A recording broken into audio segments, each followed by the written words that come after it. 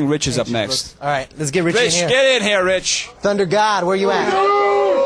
Yes. Camera time for the jungle. Nice. Thanks, Cody. What's up, man? Welcome, man. Welcome, man. How's the green treating you? Good. Nice and fun in there. All right, cool, man. Thank you for coming down, man. Well, let's we got the board is blowing up, so let's attack the board. All right, let's see. We got the Colonel is. We've heard about your forte is blazing solos. It is the quality. Oh, let's see. I think that was a Cody question. We're talking about blazing solos. Somebody's still talking about you. Come back here for 1 second. Come on in. Come on in. It's all good. Come right behind us. Come right behind us. We'll finish this one up for the Colonel. We heard your forte is blazing solos. It is about the speed or is it about the quality? Quality. Quality. You can have a good solo that's in, half notes. If it's clear, quality, and it fits the song, that's the way it goes. Okay. I love both. John Petrucci does, unbelievable speed, unbelievable picking, stuff like that. And then at the same time, he can go in and do a ballad and just knock you off your feet. So it's both. All right. Get out of here. Okay.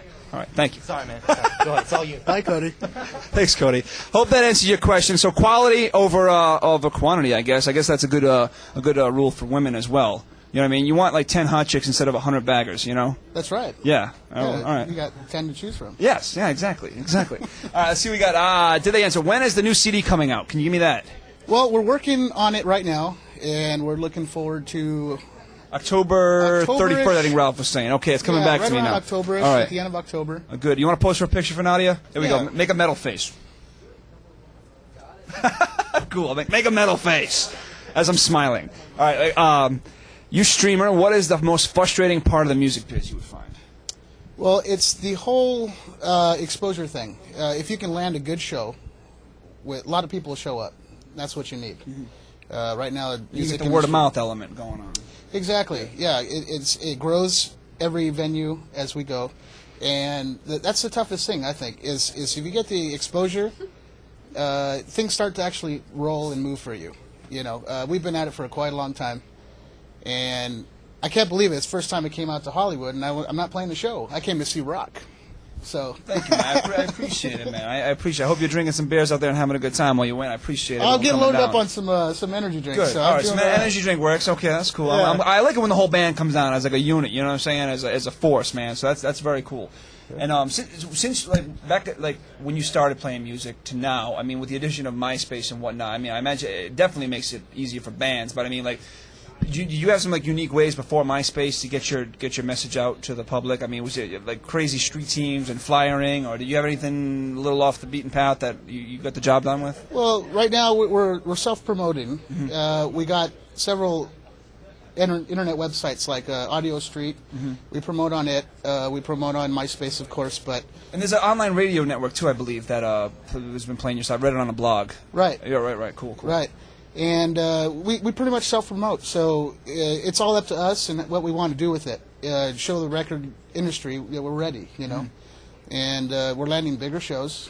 We're playing out here in Hollywood more often, so it's all good. It's the band is where we want it to be right now, and it's put out the new material and see what kind of success we're gonna see in the future. So as relationship-wise, you guys are tighter than ever, and you guys have been landing some serious gigs. I mean, the Five Finger Death Punch gig. I mean, Old Fashioned Beat was on that. That was an all-star show, and then the Power Man show, and that's some serious stuff. So you guys are ready to pounce, ready to attack. We're ready, man. Give me the paper. I want to sign it. Yeah, very cool. That's right. Very cool, man. All right, let's see what we got. What is the worst injury that either you or any of your bandmates have had on stage? Well, I can recall one show where we had a sandbag holding my bass drum from sliding.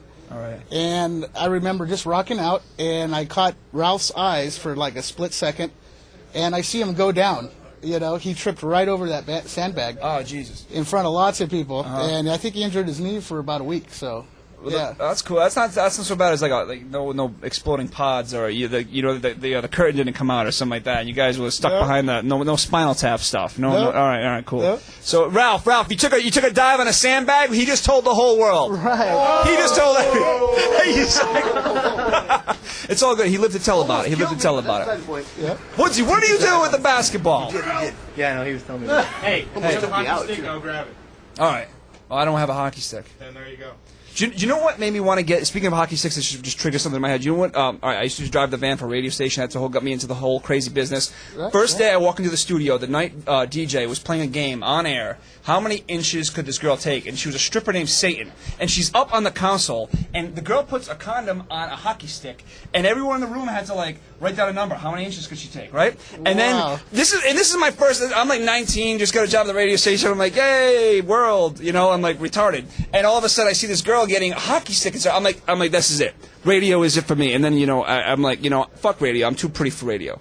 So now Woodsy's like, get this kid off the camera. But that was my whole start into that. What was your whole that made you want to pick up the sticks? Well, my biggest influence was Neil Peart from Rush. Okay. I've been studying his music for years now, and I saw him one time play a drum solo that just made me want to go and play, And when I started beating up my mom's detergent buckets, and Dad said, "Well, let's get him a drum set." All right, cool. And I'm on my 20th year now, and That's I awesome. think that's what sparked it was the whole energy and just the technicality of what he was doing with four limbs.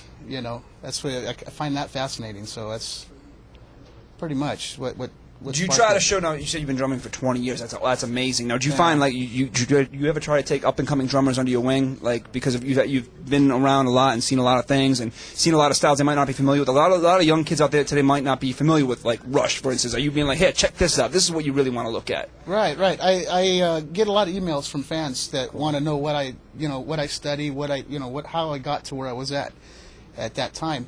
And what I've always tell them, why don't you just go and get this video or this DVD or this instructional book, and that's how I started. I taught myself and locked myself up in the room with Neil Peart and all the greats. Jammed out. Yeah, and just learn track by track. Did you see what I have to deal with while I'm trying to focus on your answer? Did you see this? I tell you, that's talent. Did you see this? Yeah. I've got Nadia, you gotta get on camera, by the way. Come over here for a second. Nadia, you look beautiful tonight. Nadia looks absolutely gorgeous tonight. Hi. Hey, Nadia, Nadia. it'll be great for ratings. Just smile into the camera. This is our official photo girl. She's awesome. She's lovely. She's here every week, on time, early, and I paid you with a half a Snickers bar tonight. Yes, you did. Yes. I finally got some compensation. You got a little compensation. Okay, well, come with us to the show at the Troubadour this weekend. I'm Yeah. down. All right, we're gonna do a Bloodstream field trip. Are you guys? If you guys free on Saturday, everyone, let's go to the Troubadour. You guys down? We'll just roll in like a crazy. Can we do it this Saturday? You said sure. Fuck it. He's like sure. He's like whatever. Cancel your plans. You're in? To a pool party, but I'll be there. I didn't invite you. You don't want my beer guy? Get up. Dude, you're pregnant. Woodsy is pregnant.